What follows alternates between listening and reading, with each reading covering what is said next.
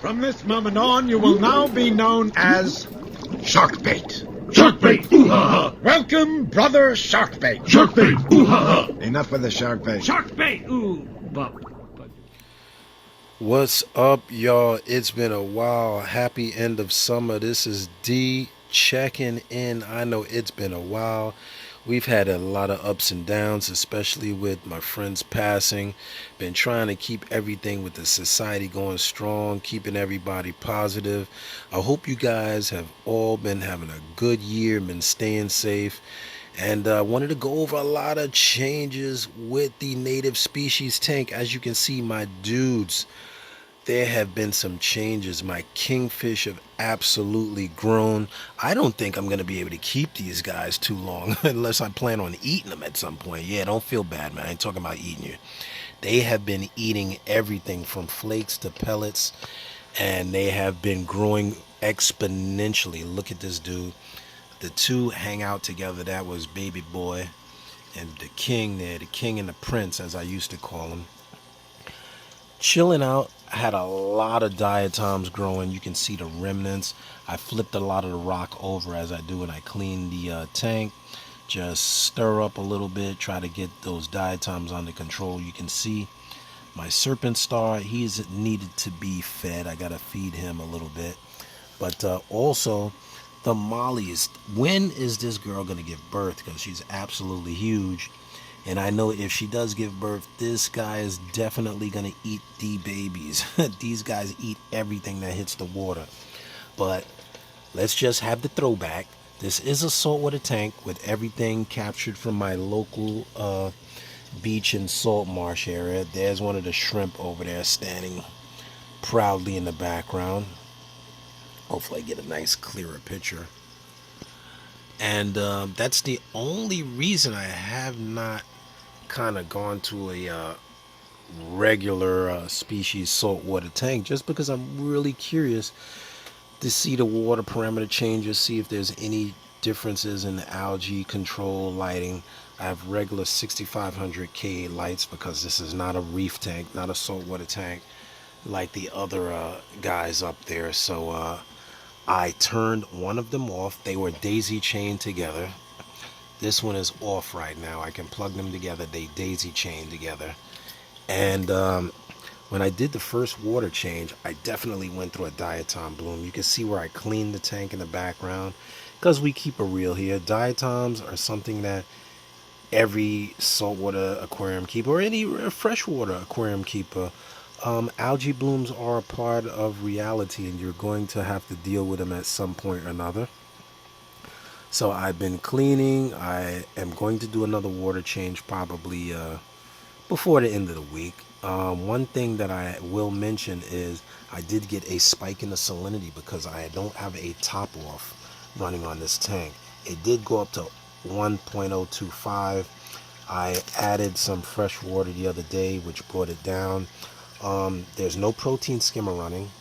I got to get another pump for my protein skimmer, but since this tank has been running, there's no protein skimmer running. It is basically an overflow. I'll show you right here.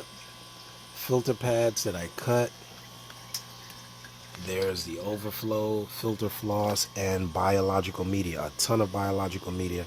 I do add carbon probably once every other week, and then I swap it out probably every other week. So I changed it last week. Let me put that back in there. This is my primary filtration. There's no sump. It's a basic overflow. And if you guys want more information, click the subscribe button. Check out the prior videos on the native species aquarium, because the point of these videos is to show you that this can be done. It is not as complicated as you would think it seems. People are very intimidated with salt water, but same thing that makes this run makes this run. This is just different lighting. You see, this is a full spectrum red, blue, green, whites spectrum lighting for coral, but I'm not dosing anything but calcium and alkalinity into that tank. I don't dose this tank. I may dose it a little bit just to see if I could get the plants growing. The plants did die off. I had a lot of kelp in here, and in trying to grow the kelp, I increased the lighting, which is probably what made the diatoms grow. So a lesson to be learned: you can't really grow one thing without growing the other thing. And you can see from the rock over there that I didn't clean because I keep it real, that is the diatom bloom. Now, one thing I'm also going to have to focus on is this guy's not been eating, because these dudes eat everything that hits the ground. So I have to target feed the serpent star or move him to another tank because I don't want him to die. So I am going to do that. And of course I have to brush this rock. I may remove it and brush it because, of course, as you remember, that rock was clearly red. But with the algae growth, it has become part of the regular landscape. You don't even know that it was a red rock. And I'm kind of happy about that, because I don't want a shining red rock in a saltwater tank. It's just not something you regularly see. But if you want to do a project similar to this, the one thing you're going to have to maintain is salinity, of course, specific gravity. Light is not as important in a fish-only tank as it is in a reef tank. So basic lighting is fine. And you're going to have to cycle the tank, which takes time. So if you're in a rush, the aquarium hobby is not for you, freshwater or saltwater. I know people think freshwater is easier. It still has to be cycled. I'm going to see, I can do this with one hand. I'm going to drop some of their favorite food. They absolutely love the omega-1 pellets, which is an extreme surprise. I would never think that kingfish would like pellets, and that's way too much. So let me drop some in there, and you see how fast they grab it.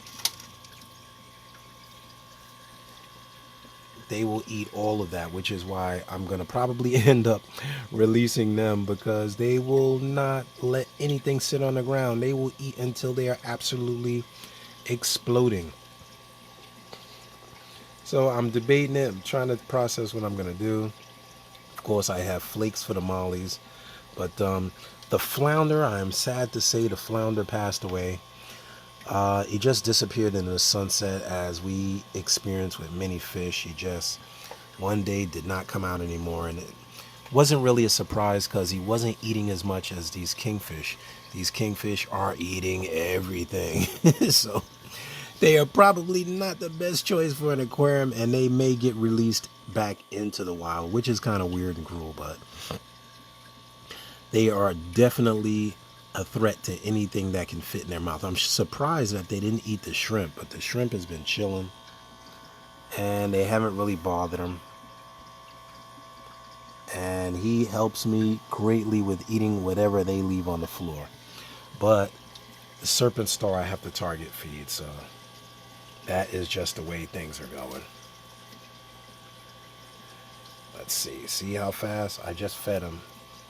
Throw some more, he will eat and eat and eat until he can't eat anymore and probably explode. And you think the little one would be different? Oh man, the little one, when he's tired, he turns the color of the big one.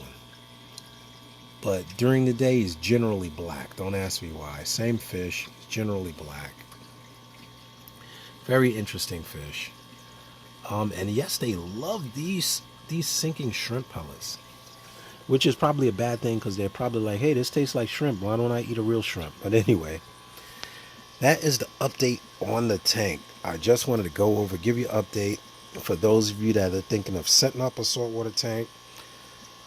Overflow, you can do it with a hang on the back filter. That BioCube up there, the 11-gallon cube, has been running for 3 years.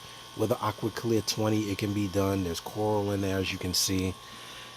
I built this all in one just to alleviate any outside technology or overflow. It's run with a Seche return pump. So it's basically a Seche return pump, a spin swirl head for circulation, and a teed off return nozzle system. So I could add more flow, I could do whatever, but for the most part the tank is running. If you go to any big box store, you'll probably see saltwater tanks running with less. They just do more water changes, so you can do it too. Hopefully you guys are inspired to take on these projects on your own, and keep a wet hand. Enjoy your tank. That's the important thing. It doesn't have to look like anybody else's tank as long as you love it. That is my service announcement for the day. This is D. I hope you enjoyed it. Really simple. If there's anything that you guys want to know, if you have any questions, by all means, ask them in the comments below. I look forward to doing more videos.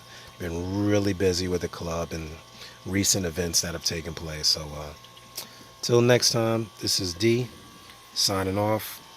Love, peace, and hair grease. And be kind to each other.